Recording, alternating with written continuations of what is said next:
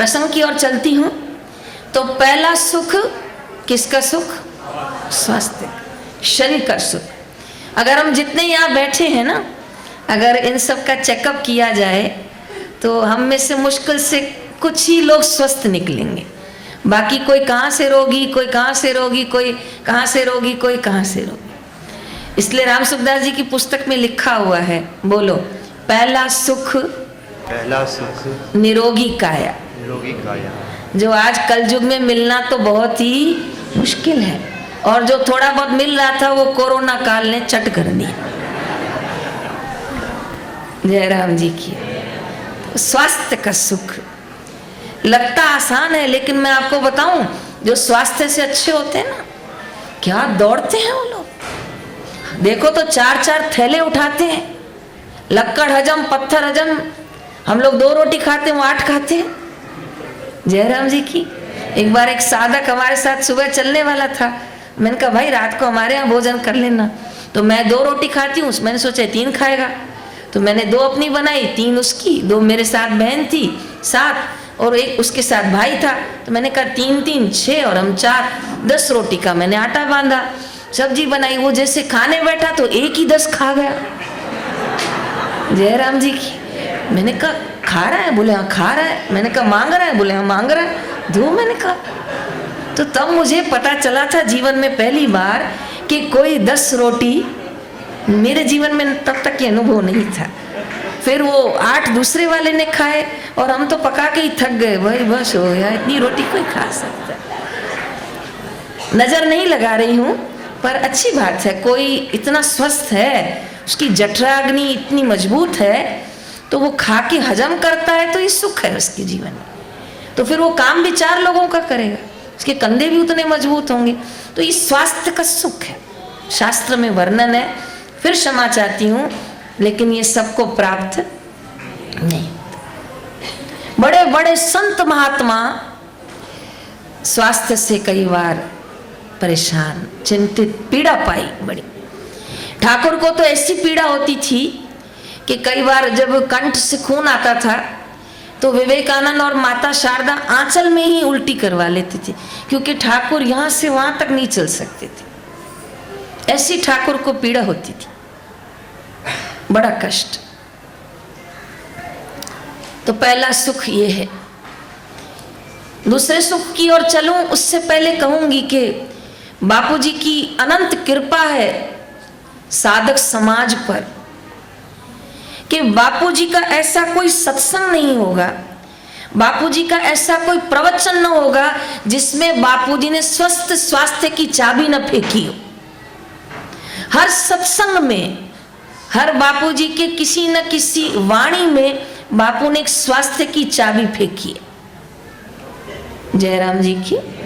अभी भी 1 महीना पहले मैं उदयपुर थी, तो बापूजी ने जो श्री संदेश भेजा था उसमें लिखा था कि जिसके शरीर दुर्बल है, अर्थात कमजोर है जिसका शरीर, तो बापू ने लिखा कि उन साधकों को उपाय दें, अश्वगंधा चूर्ण और आंवले का रस और थोड़ी सी हल्दी, और ये मिलाकर पिएं तो शरीर की दुर्बलता चली जाएगी।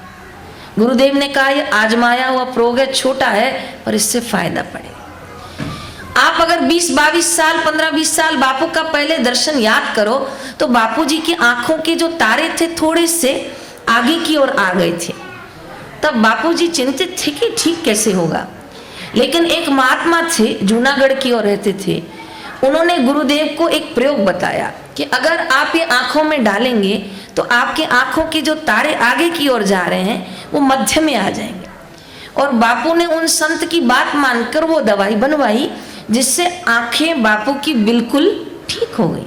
जैसे ठीक हुई तो बापू ने उन संत को एक पत्र भेजा और कहा कि मुझे आज्ञा दें कि मैं इनको जन जन तक पहुंचाऊं। जयराम जी की।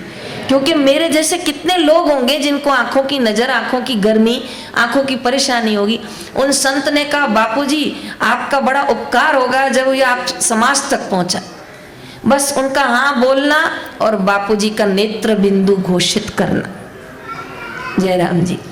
स्वास्थ्य का सुख, विश्वास करना हरिद्वार जाती हूँ तो वहां के संत महात्मा मुझसे आश्रम से औषधियां मंगवाते हैं, कई बार रसायन चूर्ण मंगवाते हैं।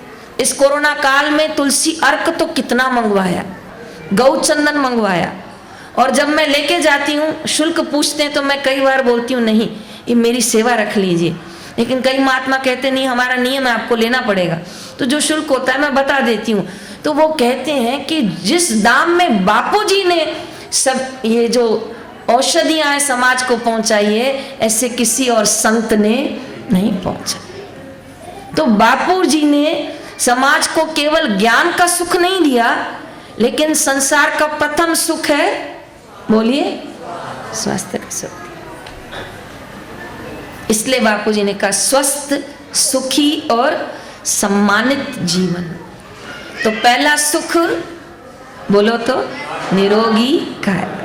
अब ये वाक्य पूरा करूं, दूसरे सुख तक चलूं, लेकिन एक वाक्य और जुड़ाऊंगी, वो भी बापूजी का ही है, ये भी शास्त्रों का है तो वो भी बापूजी का है। बोलो, यह तन विश्व की बेलरी, विश्व की बेलरी। अब सोच लो, पहला सुख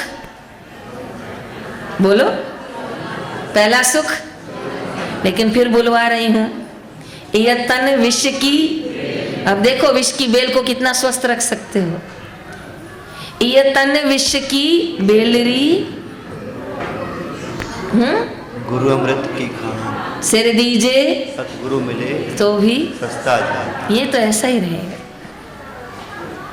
और एक शास्त्र में वचन लिखा है शरीर के लिए, बोलो, तन धरिया सब दुखिया देखा। सब किया जाए। फिर से बोलो, तन धरिया। किया जाए। और एक शास्त्र में लिखा है, तन धरिया दंड है। भगवान की तरफ से सबसे बड़ा दंड है शरीर। क्यों? खाओ पियो लेकिन विष्ठा बन जाती, खाओ पियो लार बन जाती है, खाओ पियो मूत्र बन जाता है। तो ये विष की बेलरी नहीं है तो और क्या है। लेकिन ये स्वास्थ्य अगर मिल जाए तो इस स्वस्थ स्वास्थ्य से, इस तन से सेवा करके, साधना करके, भजन करके मनुष्य ईश्वर की प्राप्ति कर सकता है। जयराम जी की। इसलिए पहला सुख निरोगी काया।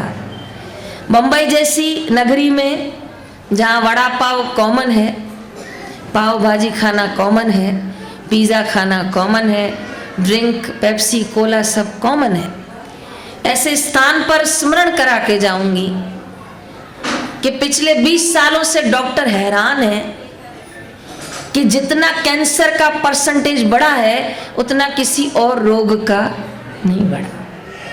इसलिए निवेदन कर रही हूँ, जो गुरु के प्यारे हो, सनातन धर्म प्रेमी हो, तो हर 15 दिन में एकादशी का व्रत रख लिया कर। संभव हो तो गर्म पानी पे, संभव न हो तो पपीते पे, संभव न हो तो पपीता और सेब फल, और लगे कठिन है तो पपीता सेब फल केला, पर फल के अलावा, गर्म पानी के अलावा उस दिन कुछ भी ना लें, ताकि शरीर में जो टॉक्सिन्स इकट्ठे हुए हैं, जो ये पाव के कण हैं, जो ये आलू के कण हैं, जो ये पनीर के कण हैं, वो जो गांठ बना रहे हैं अंदर, तो वो गर्म पानी से, भूख की अग्नि से उनका शोधन हो जाए, ताकि भयानक रोग शरीर में पनप ना पाए।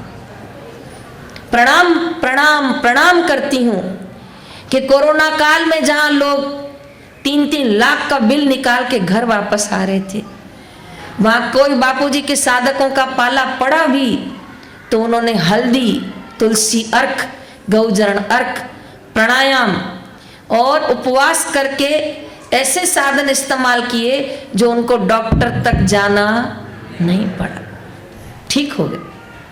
और डॉक्टरों ने तो ऐसा काम हुआ है इस बार कि डॉक्टर के पास भी गए, पैसा भी गया और शरीर भी गया। भयानक समय 10 महीने से चला। मेरे परिवार में नहीं, आप सब परिवारों में जांचो, कोई कहाँ से गया है तो कोई कहाँ से गया, किसी का मित्र गया, किसी का कोई गया, किसी का कोई गया। मृत्यु नृत्य कर रही थी क्योंकि मनुष्य अपना संयम खो चुका था। कोरोना काल में सबसे बड़ी बात हुई, बड़े से बड़ा बंदा, छोटे से छोटा बंदा बाहर का भोजन करना बंद। जयराम जी की ना, कोरोना दाल चावल बनाओ, प्रभु के गुण गाओ, घर से बाहर नहीं जाऊंगा, जाओ जाओ खा के आओ, नहीं, बिल्कुल नहीं। अभी तक भी फुल स्पीड से बाहर ग्रिप नहीं चालू हुई है, नहीं तो लोग जब देखो बाहर खा रहे हैं, जब देखो बाहर खा रहे हैं। लेकिन एक दिन मुझे आज भी याद आता है, मैंने मोबाइल में वो दृश्य देखा था कि सरकार ने शराब की छूट दी थी कुछ दिनों के लिए, और क्या तो सरकार की कमाई हुई थी। जय राम जी की। तब मनुष्य कहां जा रहा है, इसका विवेक कहां है? मेरे साथ बोलिए, बिन सत्संग विवेक न होवई, राम कृपा बिन सुलभ न सु, गुरु कृपा बिन सुलभ न सु। अगर जीवन में सत्संग आएगा तो जीवन में विवेक आएगा, और विवेक आएगा तो आपको पता चलेगा कि क्या सही है और क्या गलत है। कितने साधकों ने इस कोरोना काल में अनुष्ठान कर लिया, जिनको आज तक नहीं पता था कि अनुष्ठान क्या होता है। 11 माला करते थे और गौमुखी रखते थे, लेकिन घर में बैठ के दीवारों के अलावा कुछ था ही नहीं, तो माला कर ली, जप कर लिया, भजन बढ़ा लिया। तो कोरोना काल के लिए इतना ही कहूंगी, मानो तो मैं गंगा माँ हूं, ना मानो तो मैं बहता पानी। किसी किसी के लिए वरदान साबित हुआ और किसी किसी के लिए श्राप साबित हुआ। जिनके घर से 3-3 अर्थियां उठी हैं, जिनके घर से लोग हॉस्पिटल गए हैं और वापस, बड़ा कठिन उनके लिए ये 2020 रहा।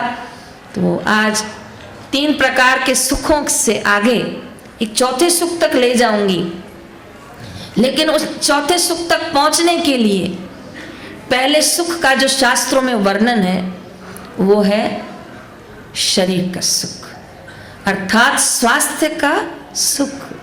पहला सुख निरोगी काया, बोलिए तो, पहला सुख निरोगी काया। आती हूं दूसरे सुख की ओर, बोलिए, दूसरा सुख घर में माया,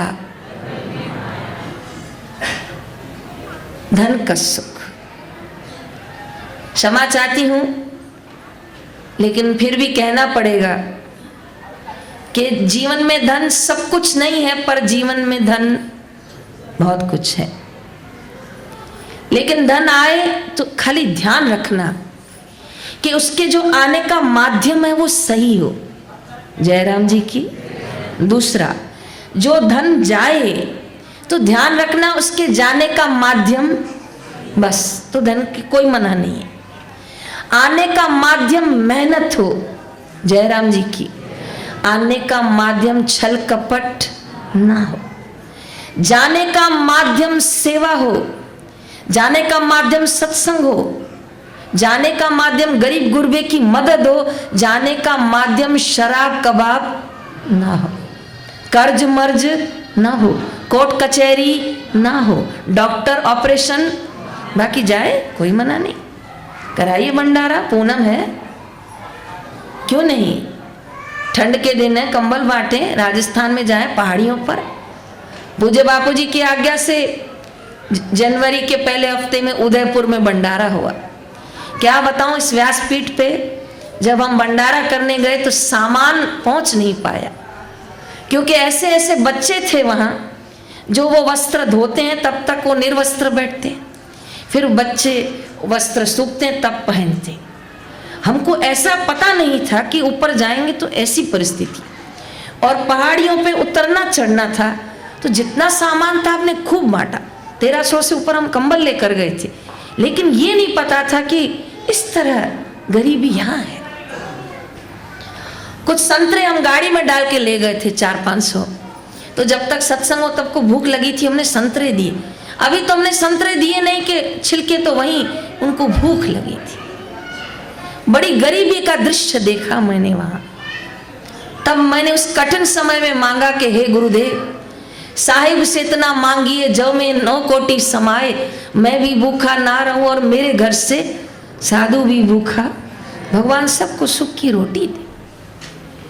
तो उनको इस तरह परेशान जूझते देखा तो लगा कि नहीं, जीवन में धन का सुख भी होना चाहिए। पर एक बात याद रखना, बुरा नहीं मानना, नाव पानी में रहनी चाहिए, पानी नाव में, समझ जाइए। नाव पानी में रहनी चाहिए, पानी नाव में नहीं। जीवन में धन होना चाहिए, धन से जीवन नहीं।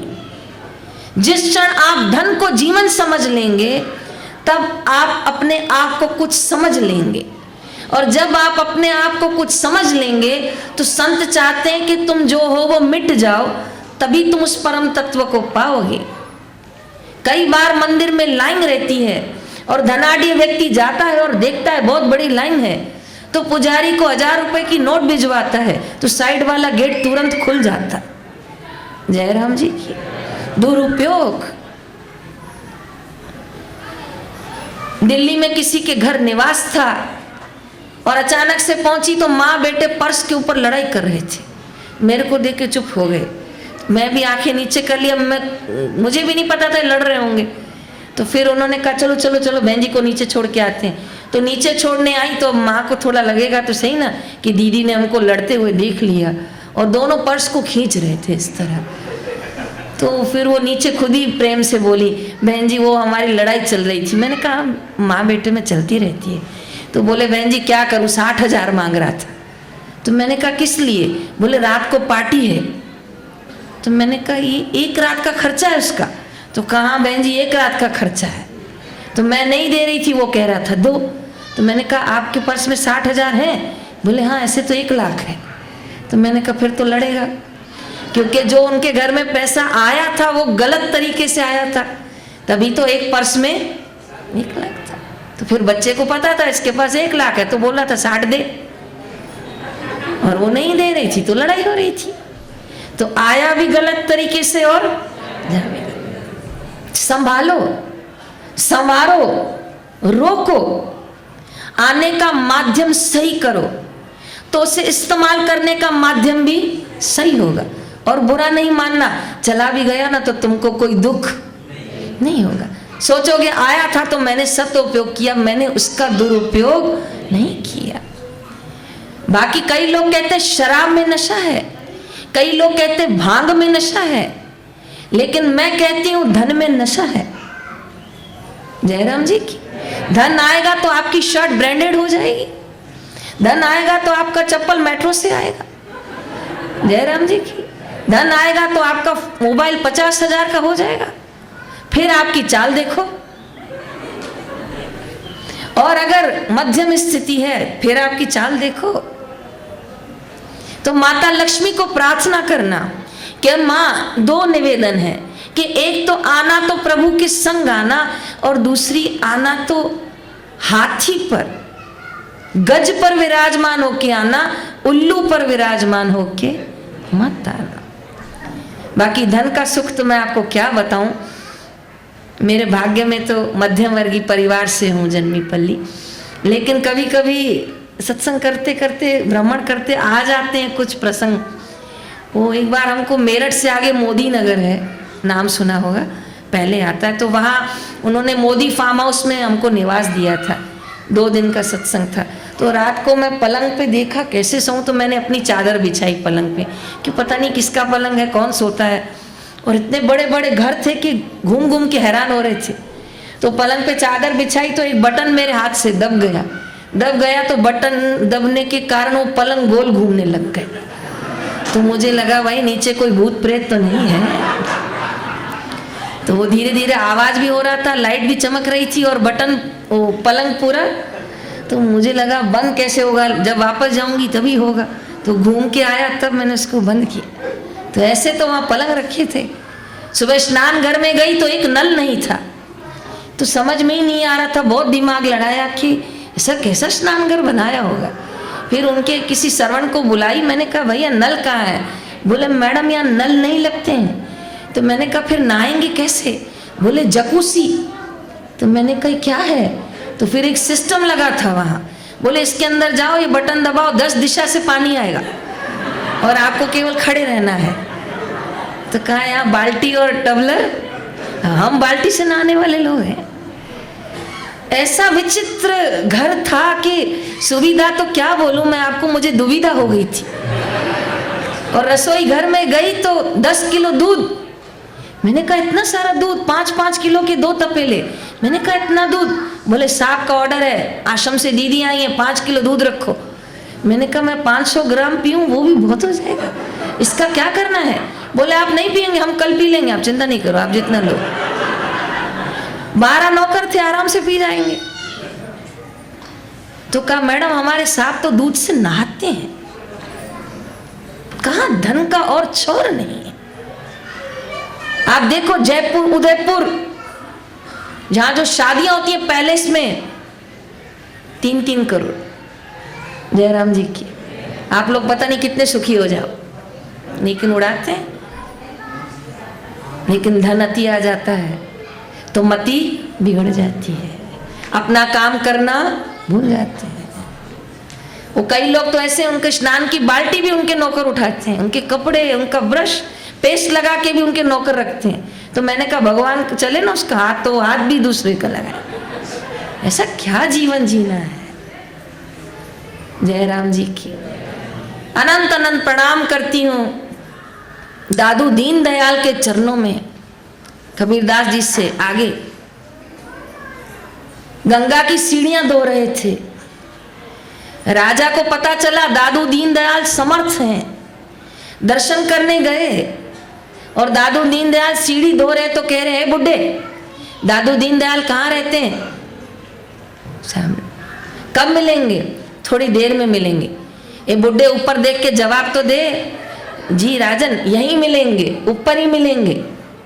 और राजन को ऐसा गुस्सा आया कि उनकी बाल्टी को पैर से धक्का दे दिया, क्योंकि उन्होंने जवाब दिया तो ऊपर गर्दन करके न दी। लेकिन एक शब्द न बोले दादू दीन दयाल, फिर से गंगा जी से दूसरी बाल्टी भर के बाकी की गंगा की सीढ़ियां धो दी। दादू दीन दयाल का नियम था कि रोज वो गंगा की पगडंडियां धोते थे।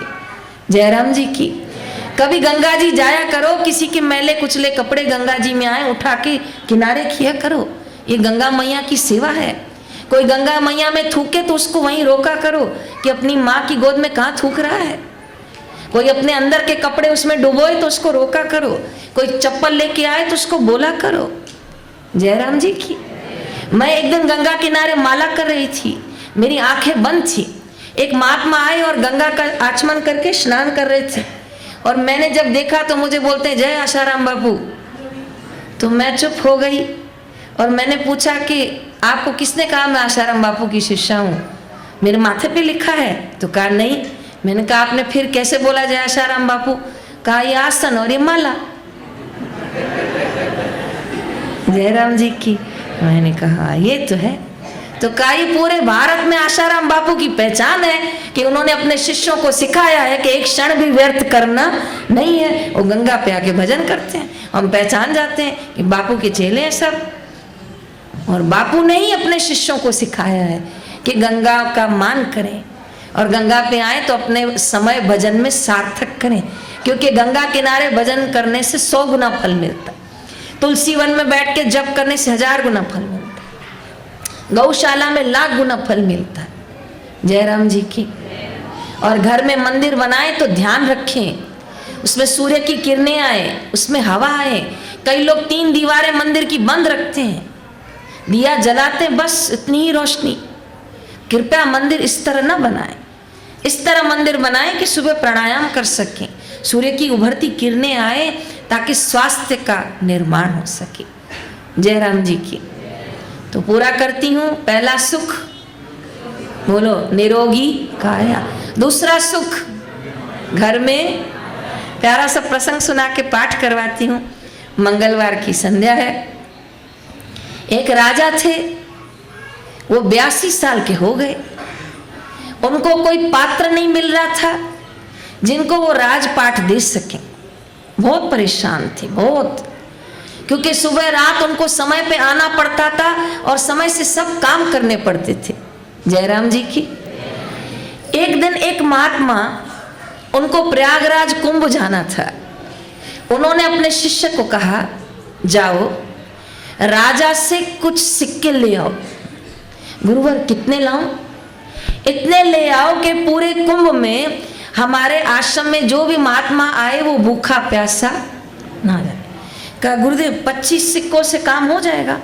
तो कहा हाँ हो जाएगा, जाओ ले आओ, हक से मांगो, कहो हमको कुंभ में भंडारा करना है। कहा जी। सन्यासी गुरु आज्ञा पालन में बड़ा तत्पर था। 3:30-4 बजे उठ के नहा धो लिया और ब्रह्म मुहूर्त में तो राजा के दरवाजे पे पहुंच गए। और ब्रह्म मुहूर्त में राजा चिंता के कारण उसको नींद नहीं आई थी। वो बालकनी टाइप ऐसा बना था राजकैच में, वो बाहर बैठे थे और देखा कि मुख्य द्वार पे सन्यासी आया है। द्वारपाल को पूछा क्यों आया है इस समय? कहा राजन कुंभ में उनका क्षेत्र लगने वाला है, उनको आपसे आर्थिक सहयोग चाहिए, करेंगे? हाँ हाँ जरूर, ले आओ ले आओ ले आओ, मान सम्मान से ले आओ। चलिए आपको राजा ने बुलाया है। साधु अंदर आए तो राजा ने उनको दंडवत प्रणाम किया है। जयराम जी की। साधु उम्र में छोटे थे, महात्मा उम्र में नहीं, राजा उम्र में बड़े थे और महात्मा उम्र में छोटे थे, तो भी राजा ने महात्मा को प्रणाम किया। और राजा की प्रणाम की पद्धति देखकर महात्मा का हृदय आशीर्वाद से छलक गया और राजा भी कर्तव्यनिष्ठ था। बोलो मेरे लायक कोई सेवा? तो कहा हाँ मुझे 25 स्वर्ण मुद्रा चाहिए। कहा कोई उद्देश्य? कहा हाँ मैं मेरे गुरुजी के साथ कुंभ जाना चाहता हूँ, वहां अन्न क्षेत्र लगाएंगे ताकि कोई भी संत महात्मा वहां भूखा ना जाए। बहुत लोग लगाते हैं कुंभ में। तो कहा अवश्य अभी आ जाएगा, जाओ सैनिक राज खजाने से 25 स्वर्ण मुद्रा ले आओ। वो जब तक जाए स्वर्ण मुद्रा लाए, इस बीच में सन्यासी को राजा ने आसन पर बिठाया और खुद भी बैठे और कहा कि महात्मा 50 मुद्रा कर दूं? तो कहा लेकिन गुरुजी ने 25 ही बोली थी। तो कहा देखो 50 रहेगी तो मालपुआ खिला लेना और जो दाल चावल बनाने वाले वहां खीर बना लेना, सूखा मेवा डालना, लडुआ खिला लेना। तो कहा हाँ 25 नहीं, भले आप बोलो 50 कर। तो फिर सैनिक गया कि 25 नहीं 50 करो। वो 50 गया। इस बीच में राजा ने उसको फिर से कहा महात्मा मेरी बात मानिए, 100 ले जाइए। तो कहा राजन 100 क्या करूंगा? तो कहा निवास क्षेत्र बनाना, लोग खाएं भी वहीं और सोएं भी। फिर तो 100 मुद्रा खर्च हो जाएगी, कितना बड़ा है। तो कहा हाँ ठीक है 100 कर दीजिए। भाई 100 कर लेना। 100 लेने गया, इस बीच में राजा ने उनको कहा मेरी बात ध्यान से सुनिए, 200 ले जाइए। तो राजन 200 क्या करूंगा? अरे भाई जो आएंगे तो वो वापस भी तो जाएंगे, तो उनको जाने के लिए दक्षिणा दीजिएगा तो वो सुखपूर्वक अपने वापस जा। हाँ दक्षिणा तो हमने सोची ही नहीं थी। हाँ हाँ दे दीजिए। 200 कर दूं? हाँ कर दीजिए 200 को। फिर बात में बोला मेरी बात सुनिए। हाँ राजन 500 ले जाइए। राजन 500 क्या करूंगा? देखिए अन्न क्षेत्र भी चलाएंगे, दक्षिणा भी देंगे, वापसी भी देंगे, तो मैं कह रहा हूं 500 ले जाओ और छोटी छोटी कुटिया बनाओ, महात्मा आए खाएं और रहे भी। हाँ ये बात तो बहुत अच्छी, कर दीजिए 500 कर दीजिए। वो फिर आवाज दिया भाई 500 कर दो।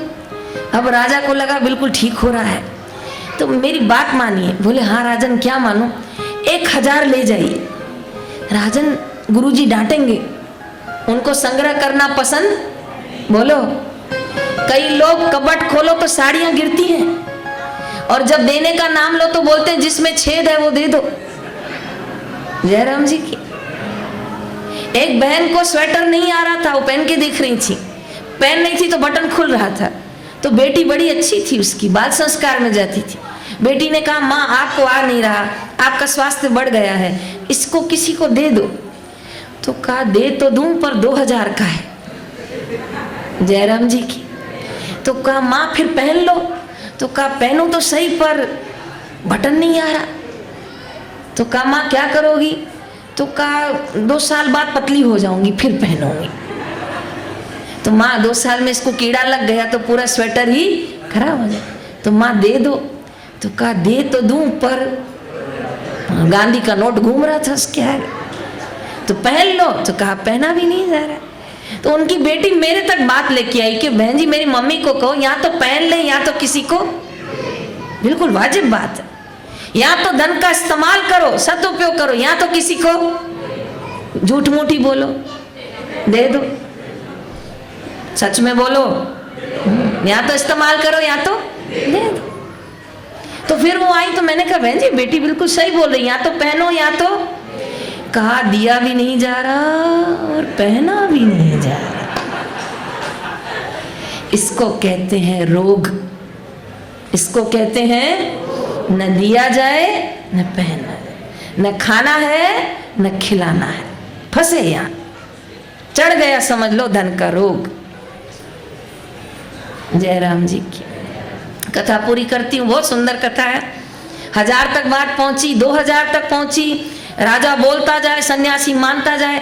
आखिर में राजा ने बोला एक काम कीजिए ना महात्मा, आप मेरा आधा राज्य ले लीजिए। कहा क्या बात करते, कहा 36 गांव है, 18 आप ले लीजिए, भले आप कुंभ करके आइए, 18 गांव आपके, धर्मशाला बनाइए, कुएं खुदवाइए, पंचायत, पाठशाला, यज्ञशाला ले लीजिए।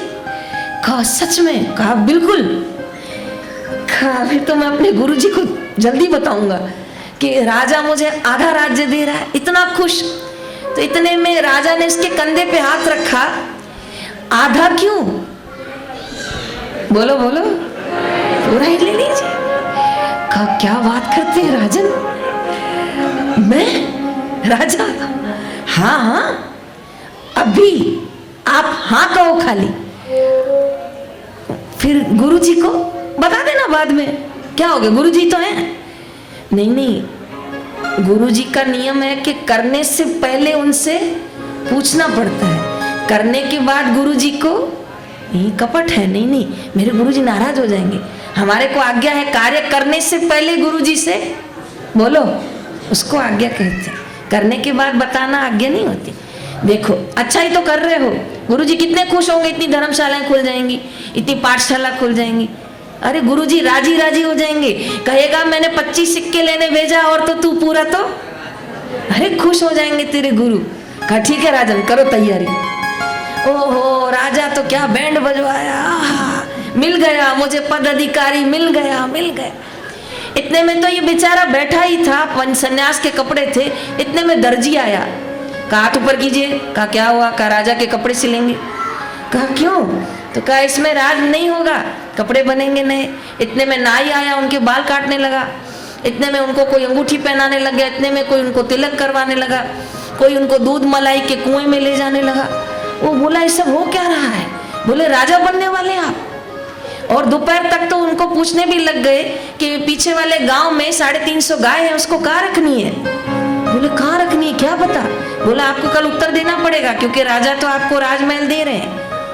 इतने में जब नाई उनके बाल काटने आया तो उन्होंने पूछा कि नाई ये मुझे राजपाट दे रहे हैं। बोले हाँ राजा अपने गले का सांप आपके गले में डाल रहे हैं। तो कहा कैसे, कहा राजा जब से राजपद पे आया तब से वो आज तक गहरी नींद नहीं सोया, क्योंकि हमेशा उसको खजाने की टेंशन रहती है, हमेशा उसको शत्रु का डर रहता है, हमेशा उसको खेती बाड़ी की सबकी, इसलिए वो कभी सुख से न तो खा पाता है न तो कभी जो खाता है वो उसको पचता नहीं है। उसको दवाई खानी पड़ती पचाने के लिए, उसको 6 लोग नहलाते हैं, उसको 4 लोग सुलाते हैं, तो वो सब तुमको मिलने वाला है।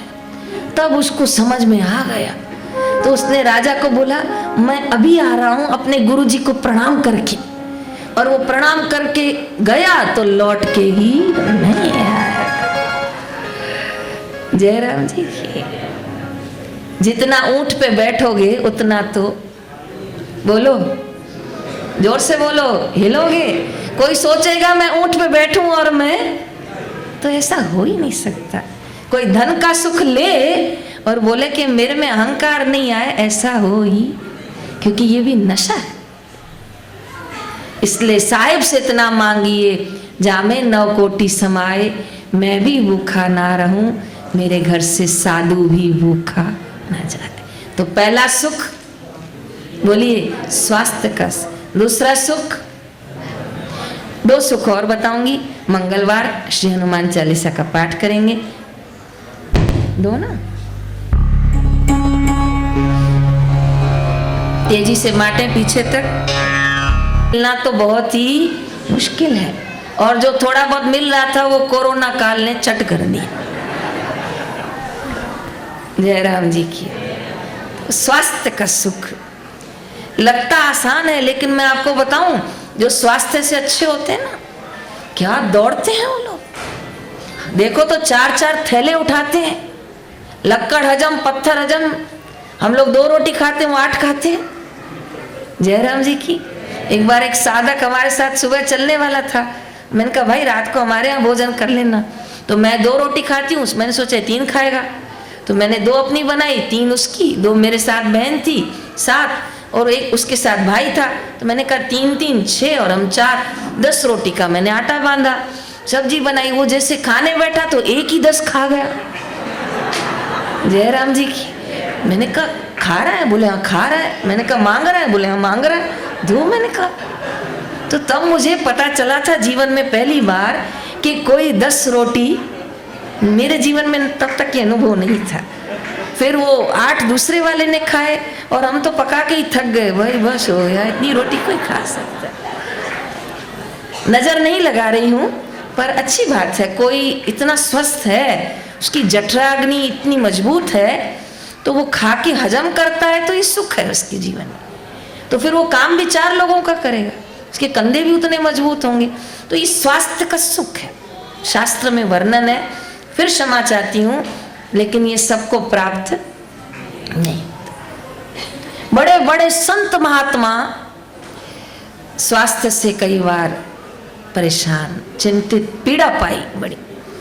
ठाकुर को तो ऐसी पीड़ा होती थी कि कई बार जब कंठ से खून आता था तो विवेकानंद और माता शारदा आंचल में ही उल्टी करवा लेते थे, क्योंकि ठाकुर यहाँ से वहां तक नहीं चल सकते थे। ऐसी ठाकुर को पीड़ा होती थी, बड़ा कष्ट। तो पहला सुख ये है। दूसरे सुख की ओर चलूं उससे पहले कहूंगी कि बापूजी की अनंत कृपा है साधक समाज पर, कि बापूजी का ऐसा कोई सत्संग नहीं होगा, बापूजी का ऐसा कोई प्रवचन न होगा जिसमें बापूजी ने स्वस्थ स्वास्थ्य की चाबी न फेंकी हो। हर सत्संग में, हर बापूजी के किसी न किसी वाणी में बापू ने एक स्वास्थ्य की चाबी फेंकी है। जयराम जी की। अभी भी 1 महीना पहले मैं उदयपुर थी, तो बापूजी ने जो श्री संदेश भेजा था उसमें लिखा था कि जिसके शरीर दुर्बल है, अर्थात कमजोर है जिसका शरीर, तो बापू ने लिखा कि उन साधकों को उपाय दें, अश्वगंधा चूर्ण और आंवले का रस और थोड़ी सी हल्दी, और ये मिलाकर पिए तो शरीर की दुर्बलता चली जाएगी। गुरुदेव ने कहा ये आजमाया हुआ प्रयोग है, छोटा है पर इससे फायदा पड़ेगा। आप अगर 20-22 साल, 15-20 साल बापू का पहले दर्शन याद करो, तो बापू जी की आंखों के जो तारे थे थोड़े से आगे की ओर आ गए थे। तब बापू जी चिंतित थे कि ठीक कैसे होगा। लेकिन एक महात्मा थे, जूनागढ़ की ओर रहते थे, उन्होंने गुरुदेव को एक प्रयोग बताया कि अगर आप ये आंखों में डालेंगे तो आपके आंखों के जो तारे आगे की ओर जा रहे हैं वो मध्य में आ जाएंगे। और बापू ने उन संत की बात मानकर वो दवाई बनवाई, जिससे आंखें बापू की बिल्कुल ठीक हो गई। जैसे ठीक हुई तो बापू ने उन संत को एक पत्र भेजा और कहा कि मुझे आज्ञा दें कि मैं इनको जन जन तक पहुंचाऊं। जयराम जी की। क्योंकि मेरे जैसे कितने लोग होंगे जिनको आंखों की नजर, आंखों की गर्मी, आंखों की परेशानी होगी। उन संत ने कहा बापूजी आपका बड़ा उपकार होगा जब ये आप समाज तक पहुंचा। बस उनका हाँ बोलना और बापूजी का नेत्र बिंदु घोषित करना। जयराम जी। स्वास्थ्य का सुख, विश्वास करना। हरिद्वार जाती हूँ तो वहां के संत महात्मा मुझसे आश्रम से औषधियां मंगवाते हैं, कई बार रसायन चूर्ण मंगवाते हैं। इस कोरोना काल में तुलसी अर्क तो कितना मंगवाया, गौ चंदन मंगवाया। और जब मैं लेके जाती हूँ, शुल्क पूछते हैं तो मैं कई बार बोलती हूँ नहीं, ये मेरी सेवा रख लीजिए। लेकिन कई महात्मा कहते नहीं, हमारा नियम है, आपको लेना पड़ेगा। तो जो शुल्क होता है मैं बता देती हूँ। तो वो कहते हैं कि जिस दाम में बापूजी ने सब ये जो औषधियां समाज को पहुंचाई है, ऐसे किसी और संत ने नहीं पहुंचा। तो बापूजी ने समाज को केवल ज्ञान का सुख नहीं दिया, लेकिन संसार का प्रथम सुख है, बोलिए, स्वास्थ्य का सुख। इसलिए बापूजी ने कहा स्वस्थ, सुखी और सम्मानित जीवन। तो पहला सुख बोलो तो निरोगी काय। अब ये वाक्य पूरा करूं, दूसरे सुख तक चलूं, लेकिन एक वाक्य और जुड़ाऊंगी, वो भी बापूजी का ही है। ये भी शास्त्रों का है तो वो भी बापूजी का है। बोलो, यह तन विश्व की बेलरी, विश्व की बेलरी। अब सोच लो, पहला सुख बोलो, पहला सुख। लेकिन फिर बुलवा रही हूं, यह तन विश्व की। अब देखो विश्व की बेल को कितना स्वस्थ रख सकते हो। यह तन विश्व की बेलरी, गुरु अमृत की खान, सिर दीजे सतगुरु मिले तो भी सस्ता जान। ये तो ऐसा ही रहेगा। और एक शास्त्र में वचन लिखा है शरीर के लिए, बोलो, तन धरिया सब दुखिया देखा। सब दुखिया देखा। फिर से बोलो, तन धरिया। दुखिया देखा। और एक शास्त्र में लिखा है, तन धरिया दंड है। भगवान की तरफ से सबसे बड़ा दंड है शरीर। क्यों? खाओ पियो लेकिन विष्ठा बन जाती, खाओ पियो लार बन जाती है, खाओ पियो मूत्र बन जाता है। तो ये विष की बेलरी नहीं है तो और क्या है। लेकिन ये स्वास्थ्य अगर मिल जाए तो इस स्वस्थ स्वास्थ्य से, इस तन से सेवा करके, साधना करके, भजन करके मनुष्य ईश्वर की प्राप्ति कर सकता है। जयराम जी की। इसलिए पहला सुख निरोगी काया। मुंबई जैसी नगरी में जहाँ वड़ा पाव कॉमन है, पाव भाजी खाना कॉमन है, पिज़्ज़ा खाना कॉमन है, ड्रिंक पेप्सी कोला सब कॉमन है, ऐसे स्थान पर स्मरण करा के जाऊंगी कि पिछले 20 सालों से डॉक्टर हैरान है कि जितना कैंसर का परसेंटेज बढ़ा है उतना किसी और रोग का नहीं बढ़ा। इसलिए निवेदन कर रही हूँ, जो गुरु के प्यारे हो, सनातन धर्म प्रेमी हो, तो हर 15 दिन में एकादशी का व्रत रख लिया कर।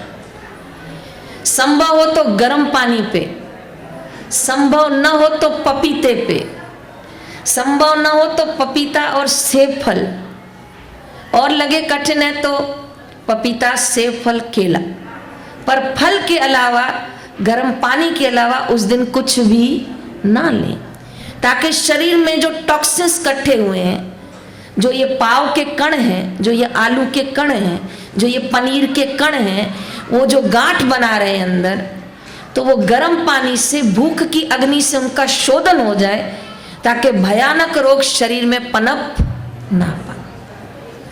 प्रणाम प्रणाम प्रणाम करती हूँ कि कोरोना काल में जहाँ लोग 3-3 लाख का बिल निकाल के घर वापस आ रहे थे, वहाँ कोई बापूजी के साधकों का पाला पड़ा भी तो उन्होंने हल्दी, तुलसी अर्क, गौजरण अर्क, प्राणायाम और उपवास करके ऐसे साधन इस्तेमाल किए जो उनको डॉक्टर तक जाना नहीं पड़ा, ठीक हो गए। और डॉक्टरों ने तो ऐसा काम हुआ है इस बार कि डॉक्टर के पास भी गए, पैसा भी गया और शरीर भी गया। भयानक समय 10 महीने से चला। मेरे परिवार में नहीं, आप सब परिवारों में जांचो, कोई कहाँ से गया है तो कोई कहाँ से गया, किसी का मित्र गया, किसी का कोई गया, किसी का कोई गया। मृत्यु नृत्य कर रही थी क्योंकि मनुष्य अपना संयम खो चुका था। कोरोना काल में सबसे बड़ी बात हुई, बड़े से बड़ा बंदा, छोटे से छोटा बंदा बाहर का भोजन करना बंद। जयराम जी की ना, कोरोना दाल चावल बनाओ, प्रभु के गुण गाओ, घर से बाहर नहीं जाऊंगा, जाओ जाओ खा के आओ, नहीं, बिल्कुल नहीं। अभी तक भी फुल स्पीड से बाहर ग्रिप नहीं चालू हुई है, नहीं तो लोग जब देखो बाहर खा रहे हैं, जब देखो बाहर खा रहे हैं।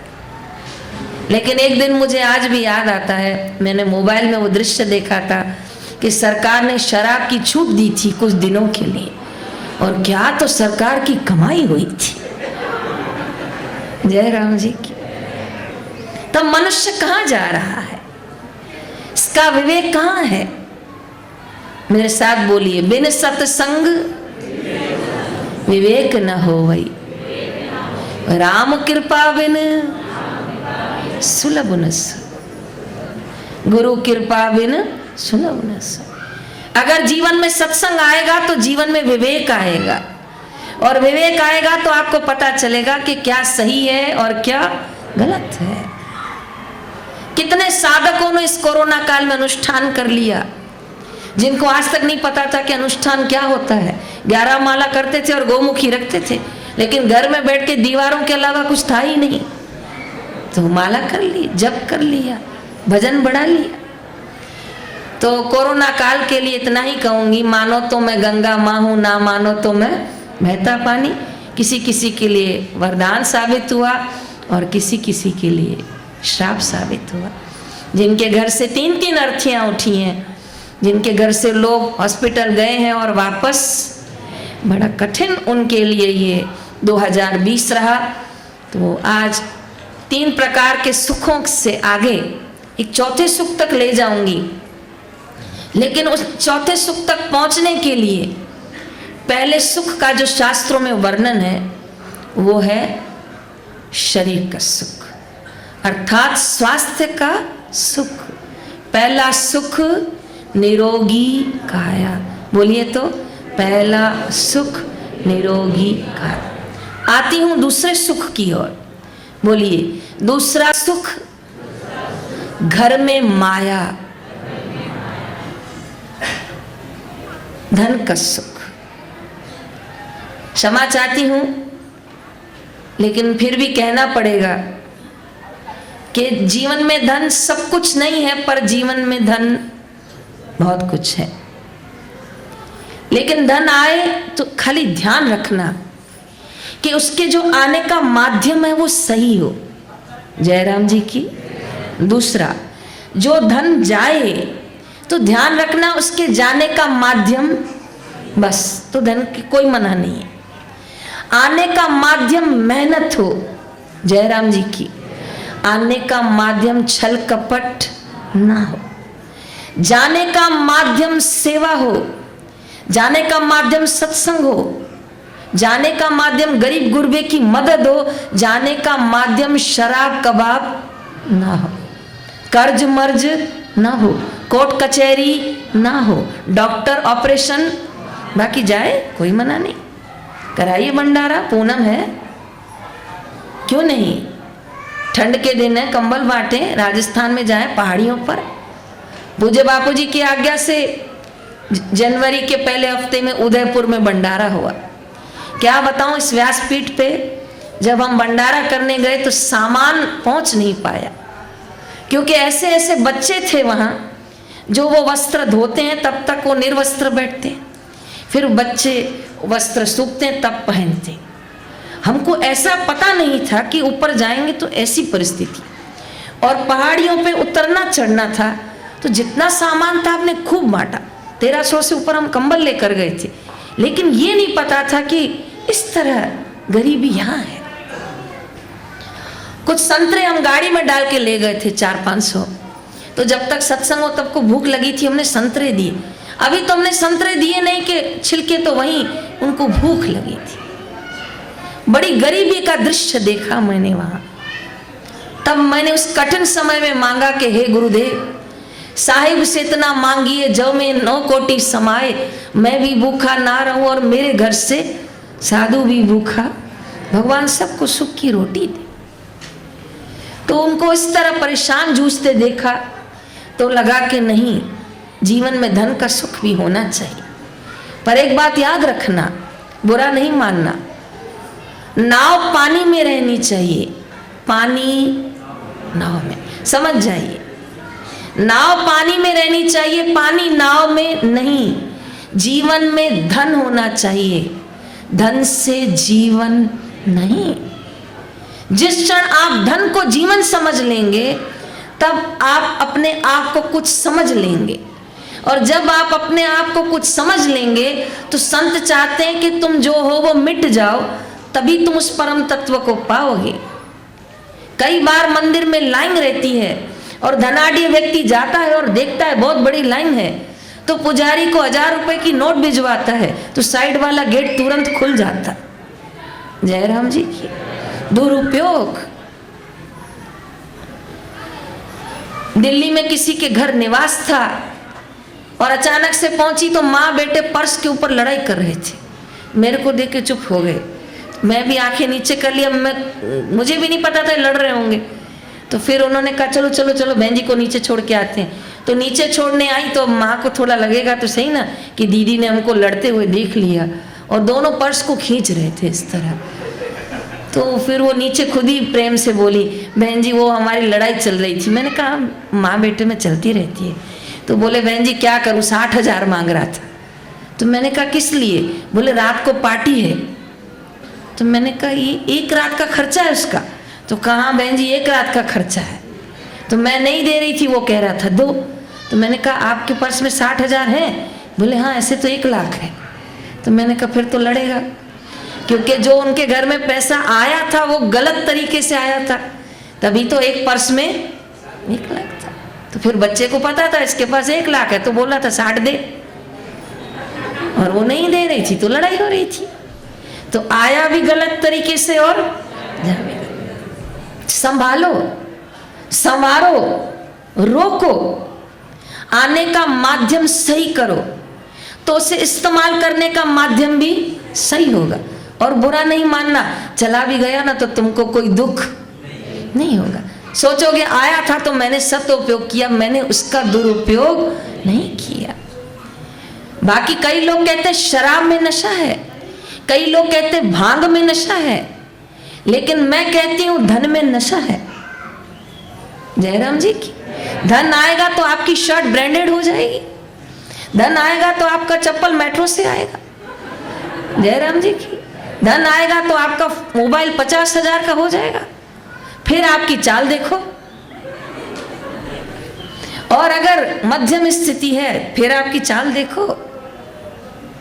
तो माता लक्ष्मी को प्रार्थना करना कि माँ 2 निवेदन है कि एक तो आना तो प्रभु के संग आना, और दूसरी आना तो हाथी पर गज पर विराजमान होके आना, उल्लू पर विराजमान होके मत आना। बाकी धन का सुख तो मैं आपको क्या बताऊं, मेरे भाग्य में तो मध्यम वर्गीय परिवार से हूँ जन्मी पल्ली, लेकिन कभी कभी सत्संग करते करते भ्रमण करते आ जाते हैं कुछ प्रसंग। वो एक बार हमको मेरठ से आगे मोदी नगर है, नाम सुना होगा, पहले आता है, तो वहाँ उन्होंने मोदी फार्म हाउस में हमको निवास दिया था। 2 दिन का सत्संग था। तो रात को मैं पलंग पे देखा कैसे सोऊं, तो मैंने अपनी चादर बिछाई पलंग पे कि पता नहीं किसका पलंग है, कौन सोता है। और इतने बड़े बड़े घर थे कि घूम घूम के हैरान हो रहे थे। तो पलंग पे चादर बिछाई तो एक बटन मेरे हाथ से दब गया तो बटन दबने के कारण वो पलंग गोल घूमने लग गए। तो मुझे लगा भाई नीचे कोई भूत प्रेत तो नहीं है। तो वो धीरे धीरे आवाज भी हो रहा था, लाइट भी चमक रही थी और बटन वो पलंग पूरा। तो मुझे लगा बंद कैसे होगा, जब वापस जाऊंगी तभी होगा।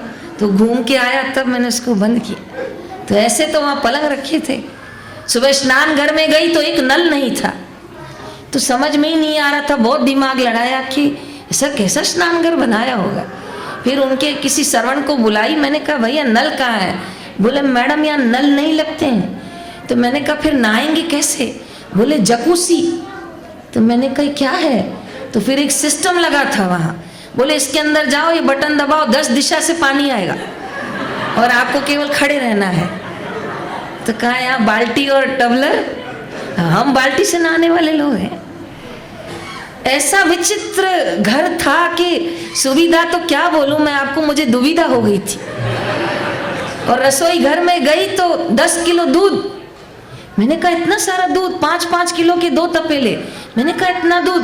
बोले साहब का ऑर्डर है, आश्रम से दीदी आई है, 5 किलो दूध रखो। मैंने कहा मैं 500 ग्राम पीऊं वो भी बहुत हो जाएगा, इसका क्या करना है? बोले आप नहीं पियेंगे, हम कल पी लेंगे, आप चिंता नहीं करो, आप जितना लो। 12 नौकर थे, आराम से पी जाएंगे। तो कहा मैडम हमारे साहब तो दूध से नहाते हैं, कहां धन का और छोर नहीं है। आप देखो जयपुर, उदयपुर, जहां जो शादियां होती है पैलेस में 3-3 करोड़, जयराम जी की, आप लोग पता नहीं कितने सुखी हो जाओ, लेकिन उड़ाते हैं। लेकिन धन अति आ जाता है तो मति बिगड़ जाती है, अपना काम करना भूल जाते हैं। वो कई लोग तो ऐसे, उनके स्नान की बाल्टी भी उनके नौकर उठाते हैं, उनके कपड़े, उनका ब्रश, पेस्ट लगा के भी उनके नौकर रखते हैं। तो मैंने कहा भगवान चले ना, उसका हाथ तो हाथ भी दूसरे का लगाए। ऐसा क्या जीवन जीना है?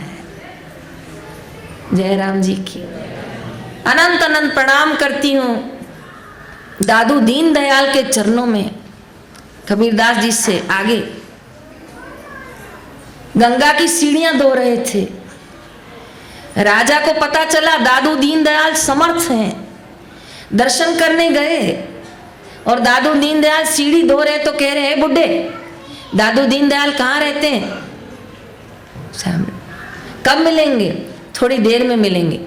ये बुड्ढे ऊपर देख के जवाब तो दे, जी राजन यहीं मिलेंगे, ऊपर ही मिलेंगे। और राजन को ऐसा गुस्सा आया कि उनकी बाल्टी को पैर से धक्का दे दिया, क्योंकि उन्होंने जवाब दिया तो ऊपर गर्दन करके ना दी। लेकिन एक शब्द न बोले दादू दीन दयाल, फिर से गंगा जी से दूसरी बाल्टी भर के बाकी की गंगा की सीढ़ियां धो दी। दादू दीन दयाल का नियम था कि रोज वो गंगा की पगडंडियां धोते थे। जयराम जी की कभी गंगा जी जाया करो, किसी के मैले कुचले कपड़े गंगा जी में आए उठा के किनारे किया करो, ये गंगा मैया की सेवा है। कोई गंगा मैया में थूके तो उसको वहीं रोका करो कि अपनी माँ की गोद में कहाँ थूक रहा है। कोई अपने अंदर के कपड़े उसमें डुबोए तो उसको रोका करो, कोई चप्पल लेके आए तो उसको बोला करो। जयराम जी की मैं एक दिन गंगा किनारे माला कर रही थी, मेरी आंखें बंद थी। एक महात्मा आए और गंगा का आचमन करके स्नान कर रहे थे, और मैंने जब देखा तो मुझे बोलते जय आशाराम बापू। तो मैं चुप हो गई और मैंने पूछा कि आपको किसने कहा मैं आशाराम बापू की शिष्या हूँ? मेरे माथे पे लिखा है। तो कहा नहीं। मैंने कहा आपने फिर कैसे बोला जय आशाराम बापू? कहा ये आसन और ये माला। जयराम जी की मैंने कहा ये तो है।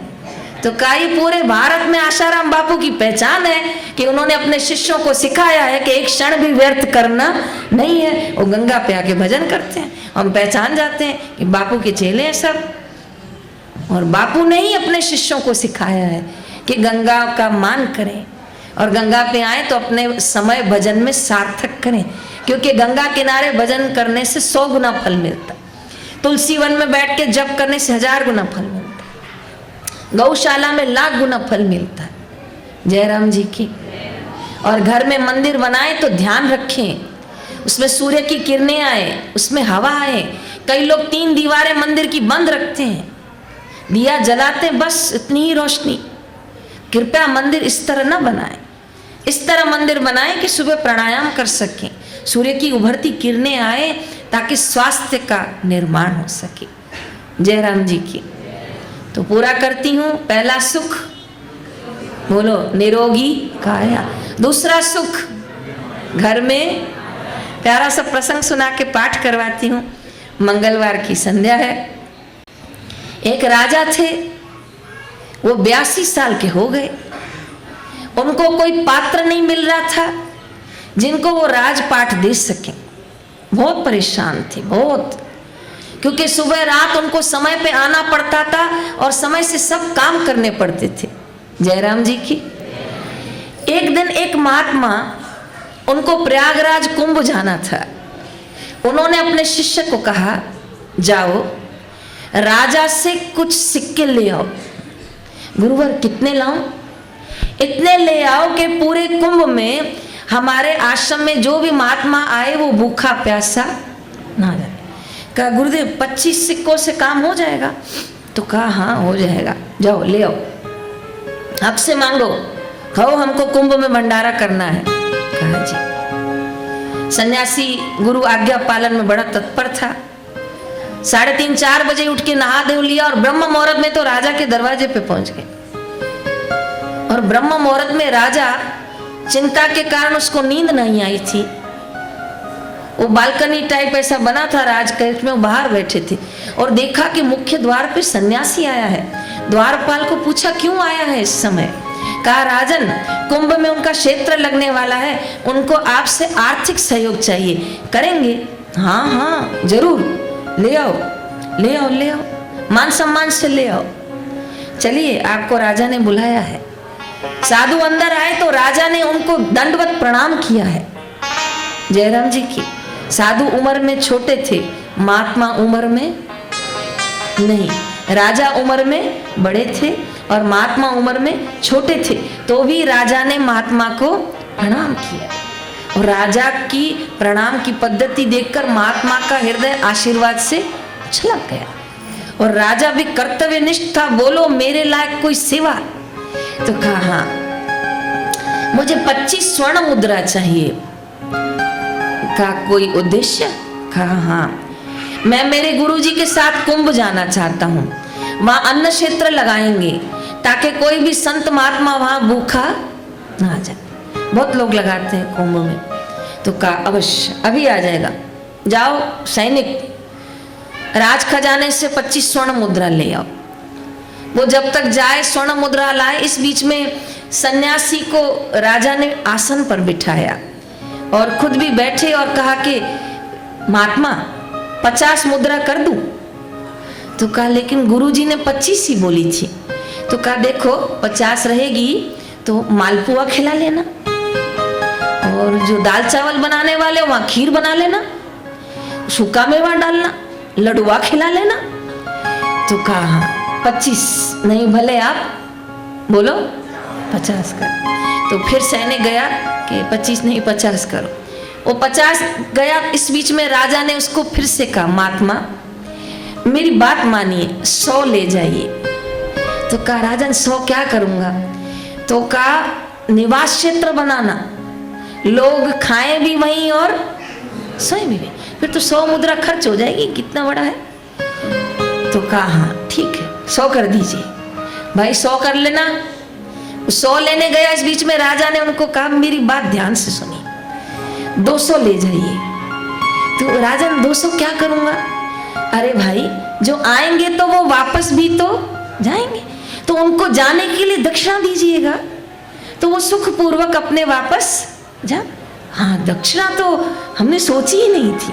हाँ हाँ दे दीजिए। 200 कर दूं? हाँ कर दीजिए 200 को। फिर बात में बोला मेरी बात सुनिए। हाँ राजन 500 ले जाइए। राजन 500 क्या करूंगा? देखिए अन्न क्षेत्र भी चलाएंगे, दक्षिणा भी देंगे, वापसी भी देंगे, तो मैं कह रहा हूं 500 ले जाओ और छोटी छोटी कुटिया बनाओ, महात्मा आए खाएं और रहे भी वही। हाँ ये बात तो बहुत अच्छी, कर दीजिए 500 कर दीजिए।